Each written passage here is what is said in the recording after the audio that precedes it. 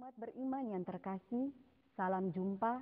Saya Taren Halek melaporkan perayaan Kamis Putih di Paroki Santo Petrus Tukoneno. Perayaan berlangsung di 4 tempat. Di pusat paroki dipimpin oleh Romo Bernard Bria PR, di Kapela Halituku dipimpin oleh Romo Leo Asuk PR, di Kapela Oenari dipimpin oleh Romo Servas Naben PR, di Lapas Atambua dipimpin oleh Pater William Laga SPD. Dalam Kamis Putih kita memperingati perjamuan terakhir Yesus bersama murid-muridnya. Di dalam perjamuan terakhir, Yesus membasuh kaki murid-muridnya. Berikut cuplikannya untuk Anda. Dalam kurban darah disalib, mari kita menjejaki kasih Tuhan, melayan sesama dalam cinta ikhlas demi amanat Kristus Tuhan.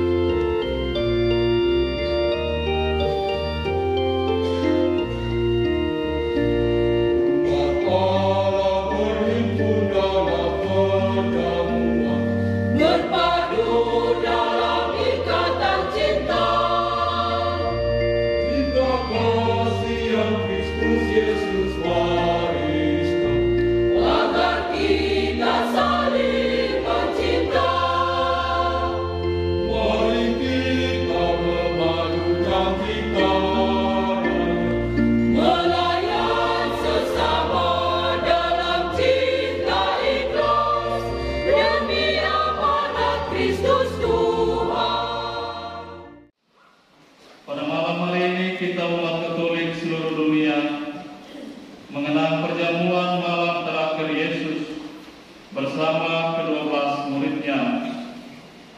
Perjamuan itu mengikuti tradisi bangsa Yahudi. Sebagaimana dikisahkan kitab Keluaran di dalam bacaan pertama tadi, menggambarkan bahwa Allah melalui Musa dan Harun menyuruh bangsa Israel mengadakan perjamuan sebelum mereka meninggalkan tanah Mesir.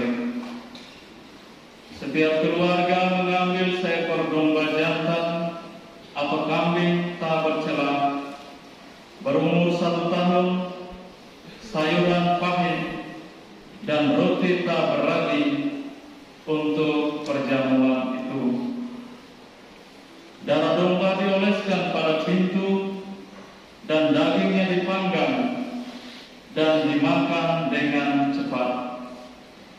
Sebab pada malam itu juga Tuhan akan berjalan di tengah umatnya dan menghukum bangsa Mesir.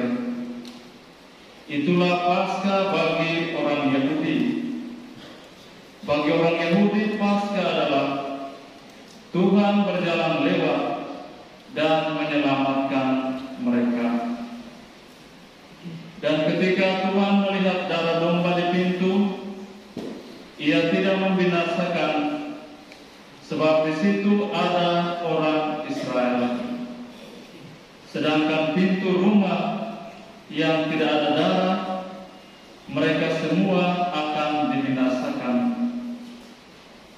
Setelah keluar dari perbudakan Mesir dan menetap serta menduduki tanah terjanji, perjamuan Paskah itu terus-menerus diperingati setiap tahun untuk mengenang karya agung Allah, yaitu penciptaan dunia dan segala isinya, dan pembebasan Israel dari perbudakan bangsa Mesir.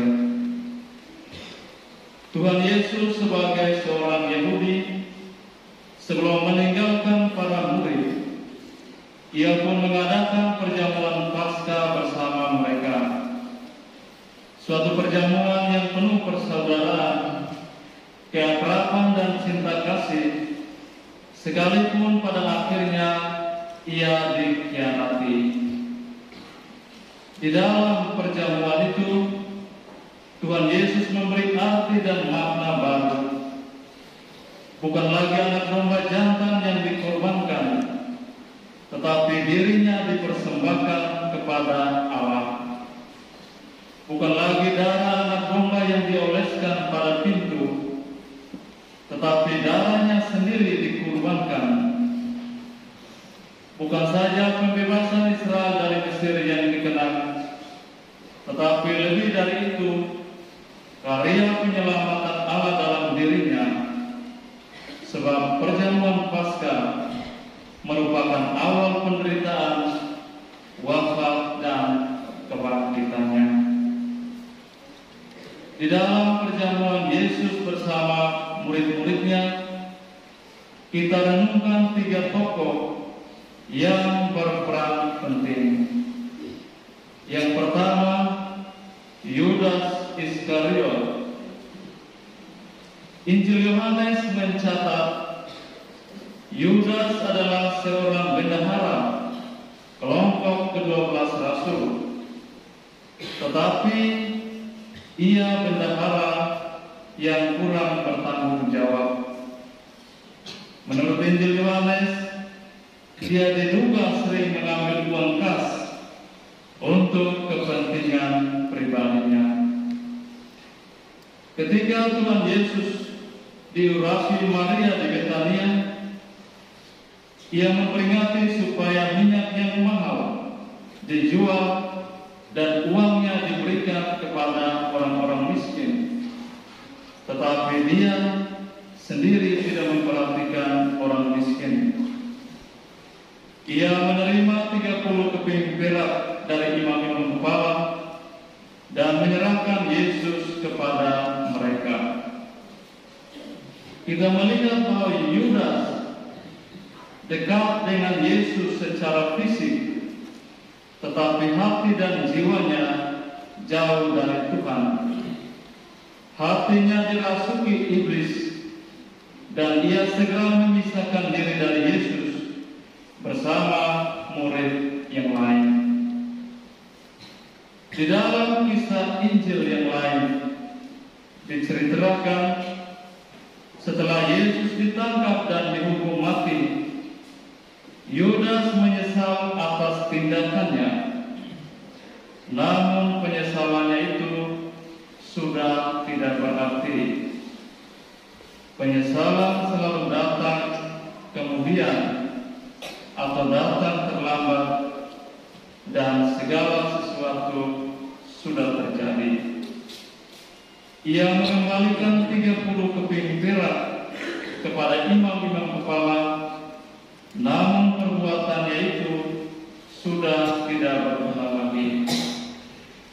Diceritakan pula di dalam Injil, akhir hidup Yudas diceritakan mengerikan. Ia sangat tersiksa hatinya sehingga ia meninggal gantung diri, talinya putus, tubuhnya terbelah, dan ususnya keluar. Nasib akhir dari Yudas diceritakan dalam Injil Matius 27 ayat 3 sampai 10, seperti yang tadi saya katakan itu. Dan pasti jiwanya juga tidak masuk ke dalam kerajaan Allah, sebab tubuhnya hancur dan jiwanya sengsara. Kita umat Katolik, kita berusaha supaya jangan bertindak seperti Yudas. Nanti akhir hidup juga seperti Yudas. Kalau selama ini mungkin ada Yudas sedikit-sedikit sudah masuk, ini kita berusaha untuk segera memperbaiki diri. Yudas masuk itu biar kita menyanyi hebat dan bagus, tetapi terakhir tidak masuk surga.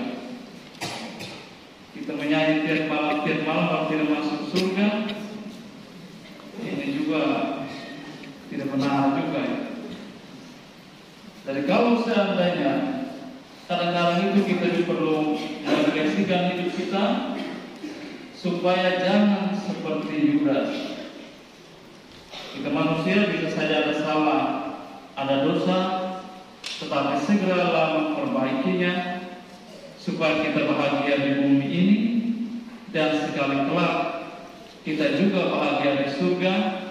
Kita ambil bagian dalam perjamuan Paskah abadi di surga. Yang kedua adalah Petrus, nama aslinya Simon. Dikisahkan dalam Injil sebagai seorang nelayan dari Kapernaum, murid pertama Yesus dan dekat Yesus. Ia disuruh Yesus berjalan di atas air, namun karena kurang percaya, ia hampir tenggelam. Ia mengaku Yesus sebagai Mesias. Engkaulah Mesias, Anak Allah. Ia melihat Yesus dimuliakan di atas gunung, tetapi ia rendah hati dan taat kepada Yesus pada saat menyuruhnya menebarkan jalan. Jadi Petrus itu kadang-kadang sikapnya juga kurang jelas. Kadang-kadang dia keras kepala, tetapi kadang-kadang juga dia melunak, sehingga dia itu menjadi orang yang kadang-kadang pula sulit ditebak siapakah orang ini. Ia menangkap ikan dengan mata uang, dan salah satu kelemahan Petrus terbesar adalah ia menyangkal Yesus saat pengadilan. Kemudian ia ditugaskan Yesus menggembalakan domba-domba, dan ia pernah menjawab Tuhan Yesus, "Tuhan, kepada siapakah kami akan pergi? Sabdamu adalah sabda hidup kekal, dan Engkau tahu aku mengasihi Engkau." Akhir hidup Petrus diceritakan. Ia meninggal di Roma sekitar tahun 64 sampai 66 Masehi, disalibkan dengan kepala ke bawah atas permintaannya sendiri pada masa pemerintahan Kaisar Nero.